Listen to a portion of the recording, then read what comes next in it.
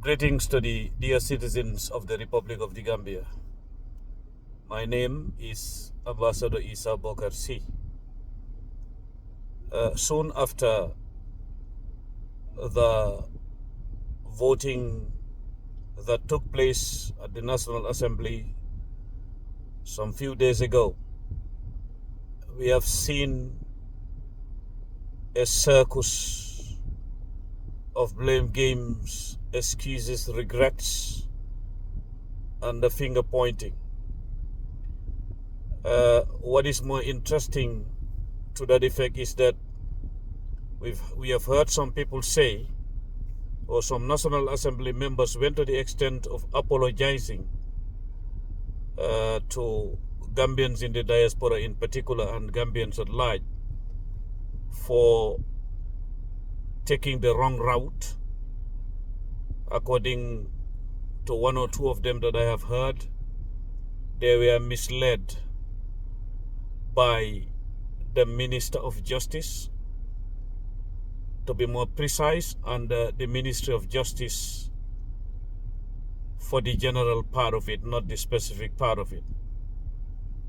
And some of them have said that they voted based on what they qualify as expert opinion.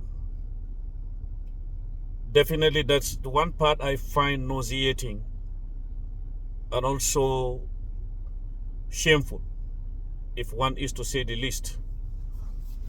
Because the point is that I don't understand when somebody tells me you are using an expert opinion. You see, this is exactly why in one of the books I published some years ago, I wrote a poem. The title of the poem is Tease at Expertise. You see, this I would call inferiority complex that some of our citizens have towards people they consider to be experts always leads them to regrets. You see, what is opinionated is questionable. What is factual is definitely stubborn, and nobody can control facts. I've been saying it over and over that people can be entitled to their opinions, but they cannot be entitled to their facts. A fact is a fact. Okay? So when we sit here and then hear people tell you that we went to a certain place, had a workshop, experts told us this, I think I would rather go with experience than expertise. What is expertise in the first place? Most of us in that part of Africa have suffered so much simply because you will say somebody is out there, he's a doctorate holder, he's a legal expert, he's this, he's that. There are people in the Gambia, and there have been people in the Gambia who would give a better expert opinion than those people claiming to be law graduates putting on wigs and gowns before us. Okay? In fact, that's why scholars say there is what we call democratic despots. You see, despots or regimes with the tendencies to dictate usually use democratic institutions to do that. Okay? Some years ago, I delivered a speech in Washington, D.C. when I was invited by Duga, and I will reflect on that. When I said dictators use democracy to dictate democracy itself. What do I mean? It will be like they have constitutions, they have what we call the judiciary, they have what we call the legislature and the executive. Most of the people in government today are individuals who can pull their GCE level results, what they learned at sixth form, and then later went on to study. They will tell you that government or democracy means for the people and by the people. And then if you ask them what are the branches of government, they will repeat it like parrots. The executive, the judiciary, and the legislature. Some will tell you, I studied government. Okay? When you study government, did you study governance? That is where the onus lies. So for those National Assembly members who are coming out online everywhere, extending apologies or regretting because they were misled, certainly I respect them. You see, the brave person is the one who accepts that they have made a mistake, they regret. You don't even need to apologize. Just understand that it is human to err. And also, the honest truth is they are right. They have been misled. And I have been saying this over and over. There are individuals within the country who are hell-bent on making sure that they secure their jobs, they inflate their resumes or CVs, and then after leaving government, they can go and get international jobs. Some of them will run to ECOWAS, some will run to African Union, some will run to IDA, some will run to UN, and all that. That's all they do. That's all they do. Okay? Playing the flute for the person on the seat of power. And then you come out and tell people, yes, because I was asked to do the job. We have gone through that. We have heard people at the Janneh Commission. We have heard people at TRRC. You see? Now it is time for Gambians, particularly us who believe that we have been to school and then we can speak English, we can speak French, and we can run around calling ourselves legal experts and whatever you call yourself. There is no expertise that will supersede what was projected 25 years ago by Khalifa Abubakar Sallah and others. There is no expertise that will supersede what the late Landry Peters and others did during the early days of the former regime. Okay? In fact, those people, I will tell them, give us a break. We know. We go to these universities, we get transcripts, we have access to people you were in study groups with. Those that they call experts today, we know who they are not experts. Going to the University of the Gambia, reading and pass tests. Some of it, in fact, you pass because you were with group studying, but not individual intelligence gave you your marks. We know you. The issue is this. This is not about blaming anybody. I have always said it. My belief is, had the president had the right team around him, I am sure he wouldn't have been making certain mistakes. Being a president doesn't mean you're an expert in all the subjects. That's why you appoint people. I don't believe in this expertise syndrome. That's what some of them use to cover themselves up. Actually, they are not experts.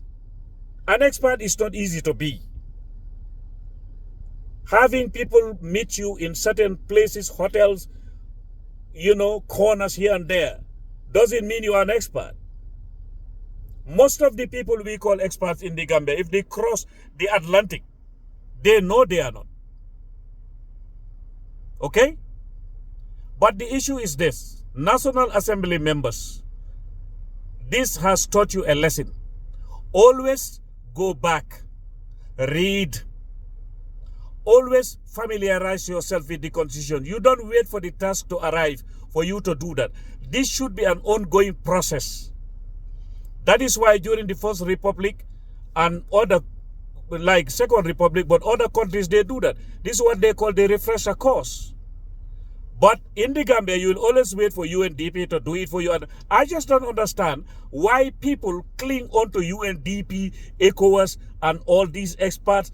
These people are only after going around, attending workshops and filling their pockets. The experts are on the ground. Gambians are there. If it is diplomacy, you don't need anybody to come.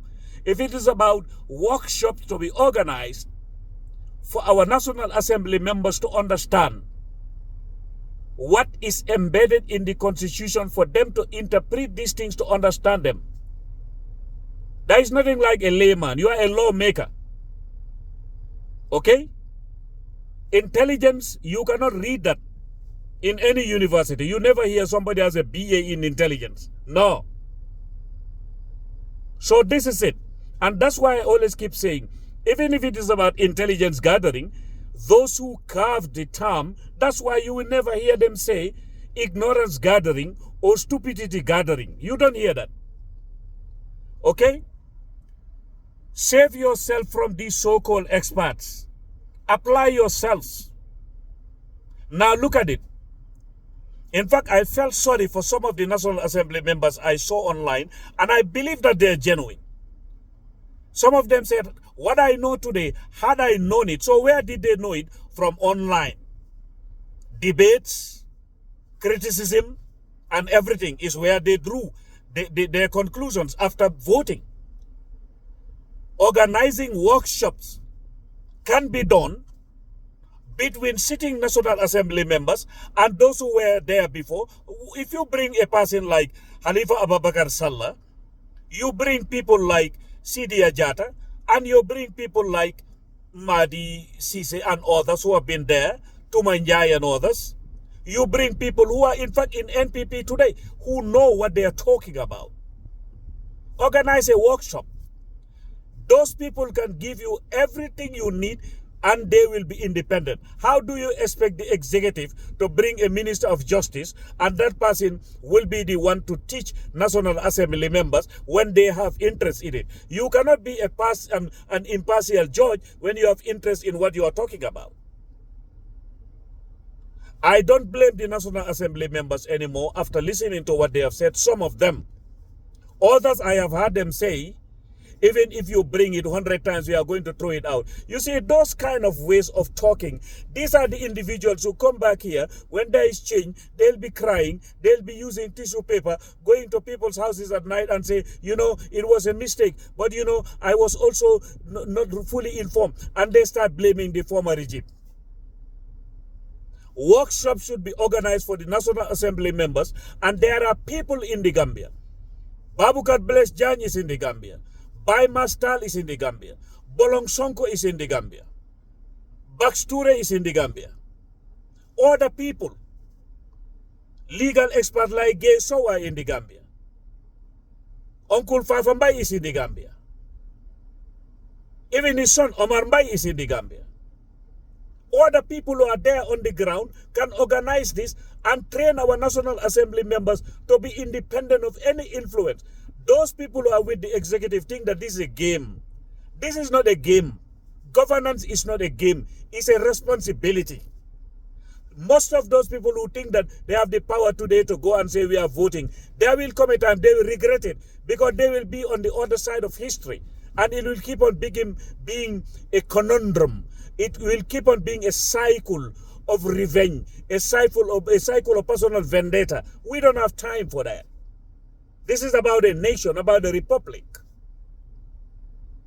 So the National Assembly members, they are our brothers and sisters. I don't enjoy seeing a brother regret, a brother apologize, a brother shedding tears. No, I don't.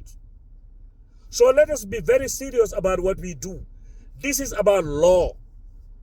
This will affect you, affect me, affect your children, your grandchildren, affect my children, grandchildren, affect the republic. Look at the president of Tanzania, a lady.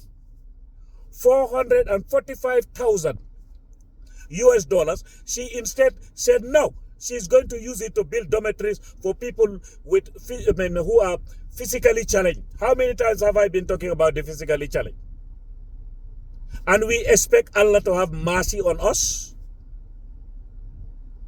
Look at the dilapidated nature of institutions where people are kept, whether they are prisons or not, whether it is tanka, whether it is some clinics in the country.